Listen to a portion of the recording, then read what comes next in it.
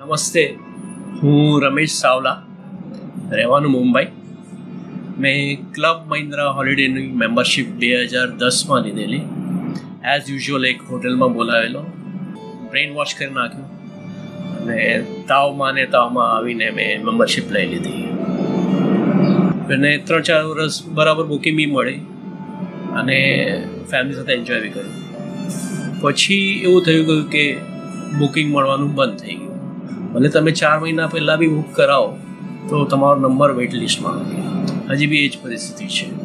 એએસએફ જે વધતો હતો દર વર્ષે એક્સપોનેન્શિયલ રીતે વધતો હતો. આજની તારીખમાં એએસએફ તો 20,000 થી 22,000નો એએસએફ થઈ ગયો છે. તો પહેલાં મેં સ્ટુડિયોમાં બુકિંગ કરાવેલી મેમ્બરશિપ છે મારી. ત્યાં ઘણી બધી રિસોર્ટ્સમાં સાથે તમે કુક બી કરી શકો ફેસિલિટી હતી.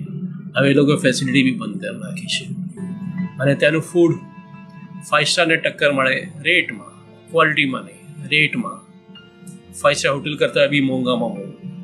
જ્યારે કોરોના કાળ આવ્યો ત્યારે મારી 7 દિવસ એટલે 14 દિવસની ઇન્વેન્ટરી મારી લેપ્સ થઈ ગઈ.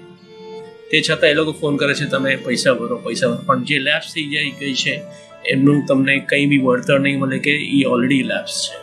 અને જ્યારે તમે નોન મેમ્બર બી, મારા ઘણા બધા ફ્રેન્ડો કહે છે તે તો બહુ ગલતી કરી નાખી, કારણ કે અમે અમારા એજન્ટને ફોન કરીએ છીએ તો તરત જ અમને બુકિંગ મળી જાય છે અને અમને જમવાનું તો ડિસ્કાઉન્ટ મળે જ છે પણ બ્રેકફાસ્ટ બી ફ્રી મળે છે.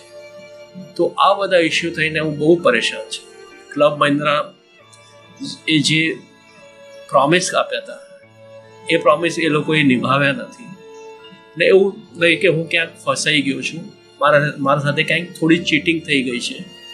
મેં મારી કમાણીના પૈસા બધા વેડફી નાખ્યા છે.